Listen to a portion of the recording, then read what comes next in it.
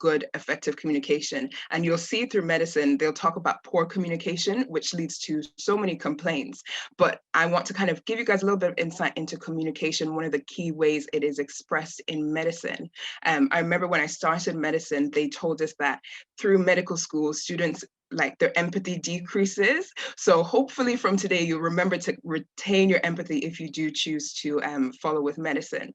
Now, one of the things that can be a barrier to doctor-patient relationships is jargon, medical jargon. If you've watched any TV shows, Grey's Anatomy, Scrubs, things like that, you've probably heard words that you don't understand, but not just on TV shows, in real life, doctors can sometimes use words that really kind of prove to be barriers to the patients that they're speaking with. So for example, I've got these three words here: crepitus, I have got rhinorrhea, and I've got horripilation.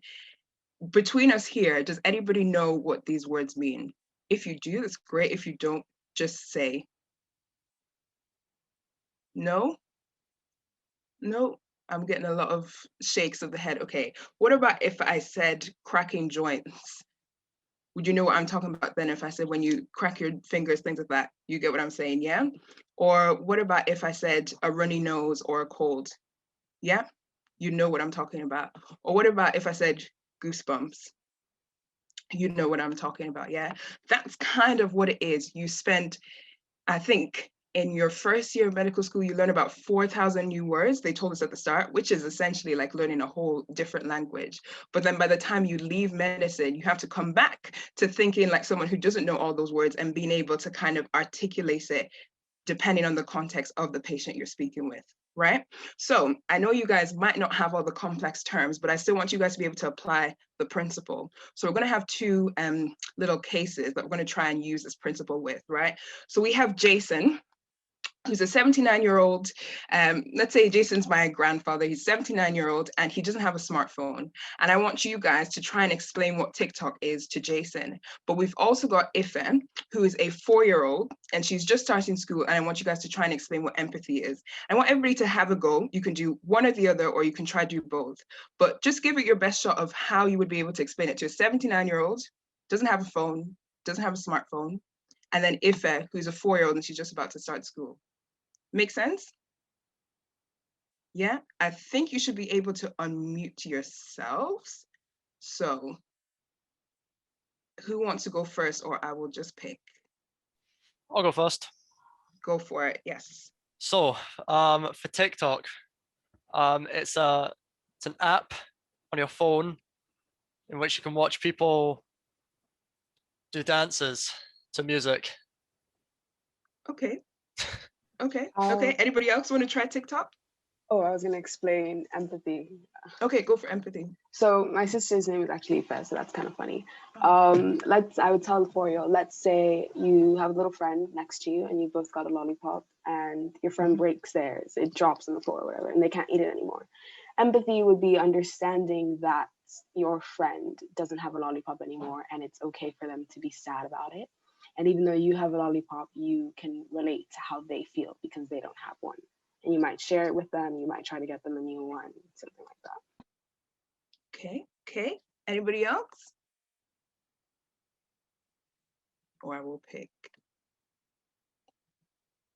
Let's go with. Yeah, go for it, Mo. I was gonna say about TikTok, but it's like a place where basically you can like make a video of yourself doing something and then upload it there for people to see and like give feedback and stuff. Okay, nice. Anybody else? I'd say that he is like being able to feel bad for someone and understand how they feel. Okay. Yeah. Who have we got left? Who have we got? Jojo.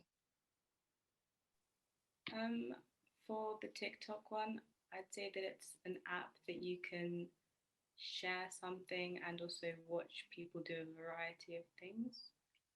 Okay. Yimika. I guess empathy is like being able to understand how somebody else feels in a situation, even if you're not in that situation yourself. Okay. And then Kitan is last, I think.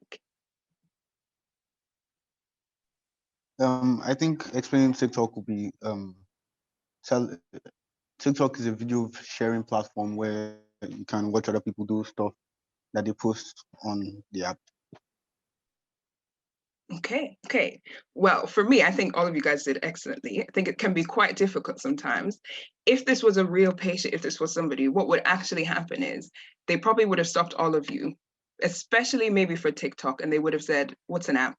What is that, right? So the context of what you're saying, sometimes it makes sense to us because as you go through medicine, things start to become natural, words become familiar, but then you need to come to a point where you're actually going to be able to say, actually, let me break it down to this person. How would it make sense, especially for them? Because when we have poor communication as doctors or even as medical students, it makes the whole process of providing care a lot longer because a patient could say yes to something that actually they don't have, or they could misunderstand you. And that's where you get a lot of complications, a lot of complaints as you go on.